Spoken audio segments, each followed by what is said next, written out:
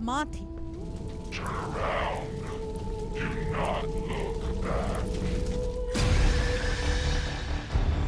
वो अधूरी ख्वाहिशें थी। उसकी कहानी आज तक पोशीदा थी। वो अब इस दुनिया में नहीं है, वो दुनिया से रुखसत हो चुकी है।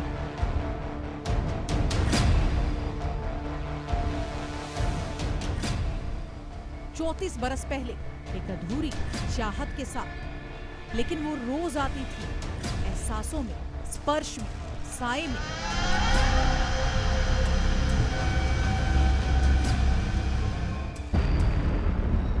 उन लोगों के बीच जो उसकी अधूरी हसरतों के गुनहगार थे। उन्हें लगता था कि कोई है जो उनका पीछा कर रहा है, कोई है जो उनके साथ साए की तरह मौजूद है, कोई है जो उनकी हर हरकत पर नजर रख रहा है। 34 बरसों से उसकी रोजाना दस्तक रुकती भले न थी, लेकिन इसे महसूस करके एक परिवार सिहर जाता था। वो जिसकी आहट के बाद माहौल में ऐसा खौफ पसर जाता था जो रोंगटे खड़े कर देता था। वो कौन थी? किसे ढूंढ रही थी? सब डर क्यों रहे थे उससे? क्या चाहिए था उसे?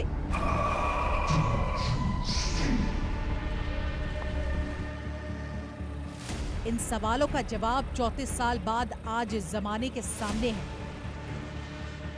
ये जो खुदाई देख रहे हैं, ये जो फॉरेंसिक टीम देख रहे हैं, ये जो जेसीबी देख रहे हैं, ये जो गड्ढा देख रहे हैं, ये जो मिट्टी छानना देख रहे हैं, ये जो हड्डियों के टुकड़े देख रहे हैं, ये जो सफेद पैकेट देख रहे हैं, इन सब का कनेक्शन है उसी रूह से जो 34 साल बाद एक बार फिर से जिंदा हुई है। कहते हैं एक आम इंसानी जिस्म को मिट्टी में मिल जाने में 12 से 15 साल का वक्त लगता है, लेकिन जब 34 साल बाद यहाँ उसे ढूंढने सारा जत्था पहुंचा तो मोहल्ले के लोग भी हैरान परेशान हो गए कि आखिर ऐसा क्या हुआ कि पूरा पुलिस महकमा और प्रशासनिक अमला इस छोटे से मोहल्ले के इस घर में उतर आया है। अप्रैल की चिलचिलाती धूप में खुदाई चलती रही। रात तक सिलसिला जारी रहा, जब तक इस छोटे से अहाते के सेप्टिक टैंक के अंत तक फॉरेंसिक टीम नहीं पहुंच गई, तब तक ये काम चलता रहा। पहले जेसीबी से, फिर फावड़े से और फिर छन्नी से।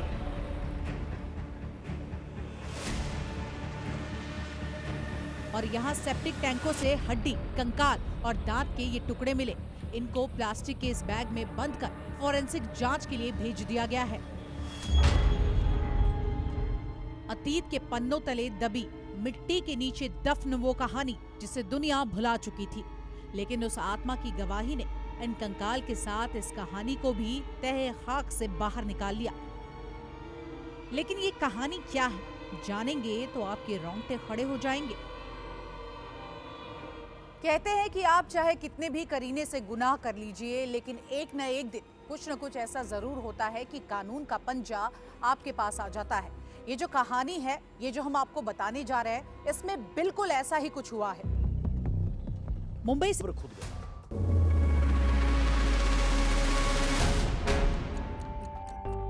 ये लड़की थी फरजाना, जिसे प्यार से उसके घर वाले शबनम बुलाते थे। फरजाना जो अहमदाबाद अपने प्रेमी शमशुद्दीन से मिलने आई थी। शमशुद्दीन मुंबई में एक राजमिस्त्री का काम करता था और मुंबई में ही फरजाना को शमशुद्दीन से प्यार हो गया। दोनों ने साथ जीने मरने की कस्में खाई और फिर शमशुद्दीन अपने शहर अहमदाबाद लौट गया। तो फिर फरजाना भी अपने प्यार को पाने की तड़प के साथ एक मनहूस दिन उसके घर पहुंच गई। लेकिन शुरुआत से ही फरजाना शमशुद्दीन के परिवार को खटकने लगी। परिवार में किसी बात को लेकर विवाद हो गया, जिसके बाद शमशुद्दीन ने फरजाना की हत्या कर दी।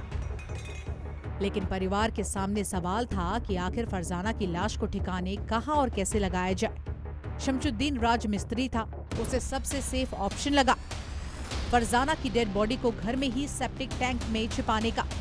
और फिर उसने किया भी यही, चुपचाप लाश को ठिकाने लगा दिया। पूरी वारदात को ऐसे अंजाम दिया गया कि आसपास के लोगों को भी कभी शक नहीं हुआ। दिन बदलते गए, साल बीतते गए, फरजाना की लाश और ये राज सेप्टिक टैंक में ही दफन हो गए। मर्डर करके कुएं में छिपा देना ये उतना खूंखार नहीं है जितना हैरान करने वाला ये पूरा का पूरा मर्डर केस है। इस कत्ल से 34 साल बाद पर्दा उठा कैसे? इसकी कहानी बहुत ज्यादा दिलचस्प है क्योंकि कहा जा रहा है कि इस केस का खुलासा किसी इंसान ने नहीं, एक अदृश्य साये ने किया है, एक आत्मा ने किया है, एक भूत ने किया है। भूत, आत्मा और अदृश्य साये की ये कहानी क्या है, ये बताएंगे आपको कि केस कैसे खुला। लेकिन उससे पहले ये जानिए कि आसपास के लोग क्या बताते हैं, क्या जानते हैं वो।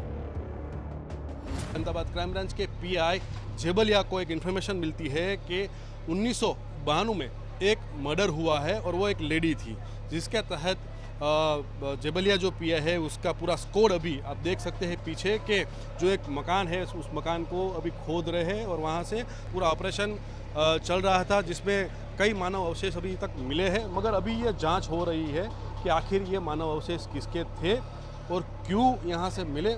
उसको लेकर हम पीआई जो है एपी जेबलिया उससे बात करते हैं। सर, क्या इन्फॉर्मेशन पूरी मिली थी हमें इन्फॉर्मेशन मिली थी कि 35 साल पहले एक मर्डर हुआ है, जिस मर्डर हुआ है उसकी डेड बॉडी यहाँ पे दफनाई गई है। इस वजह से हमने हमारे फॉरेंसिक अधिकारी और एग्जीक्यूटिव मैजिस्ट्रेट के साथ में आके यहाँ पे खोदकाम चालू किया है और अभी जो अवशेष मिले हैं उसको डीएनए परीक्षण में भेजा जा रहा है। अभी यहाँ पे खोदकाम काम चल रहा है, खारकुआ खोदा है, कोई लेडी का नाम ले रहे फरजाना करके। और यहाँ पे हर रोज अगरबत्ती करने कौन आता है? हर रोज नहीं, हर जुमेरात को। क्या करने आते हो? अगरबत्ती करके और बस एक दिया जला के उधर पीछे ना जमीन पड़ी है वहाँ पे एक दिया जला के चले जाते हैं। कौन आता रही है उनका पीछा कर रही है।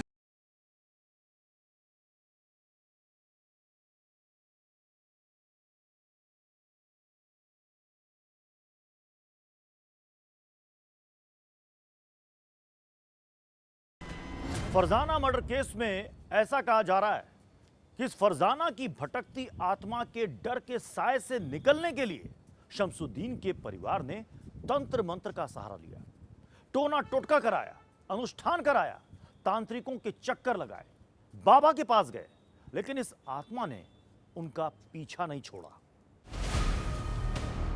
कहते हैं इसी जादू टोने के चक्कर में पुलिस को कानों कान खबर लग गई। खबर कैसे लगी, इसकी कहानी भी आपको जरूर जानना चाहिए। दरअसल खौफ की वजह से शमसुद्दीन के परिवार ने किसी तांत्रिक बाबा के आगे फरजाना के मर्डर की बात कबूल कर ली। ये कबूलनामा किसी तरह पुलिस के कांस्टेबल तक पहुंच गए। उन लोगों ने लाश को घर के टैंक के नीचे गाड़ रखा है। कांस्टेबल ने तांत्रिक की बात पर अपने सीनियर अफसरों को जानकारी दी। इसके बाद अहमदाबाद पुलिस एक्शन मोड में नजर आई और फिर कुतुब नगर इलाके के इस मकान में एक दफन लाश के अवशेषों को खोद कर निकाला गया। फिर पुलिस शमसुद्दीन के घर आई, खुदाई हुई और जो कंकाल मिला माना गया कि ये फरजाना का ही है और अब इस कंकाल का डीएनए उसके भाई से मैच कराया जाएगा। मुंबई में फरजाना के परिवार को अहमदाबाद क्राइम ब्रांच ने खोज निकाला है। और देखिए, अक्सर बड़े बुजुर्ग कहते हैं कि सच को न छिपाया जा सकता है और ना ही दबाया जा सकता है। फरजाना केस में 34 साल के बाद ये बात सच साबित हुई, लेकिन इस केस में अब तक 2 ऐसी बातें हैं जिनका खुलासा होना बाकी है। फरजाना केस में शमसुद्दीन के परिवार के 2 लोगों को पुलिस ने गिरफ्तार कर लिया है। पुलिस पूछताछ में जुटी है। फॉरेंसिक रिपोर्ट और आरोपियों के बयान इस केस की बहुत अहम कड़ी साबित होने वाले हैं।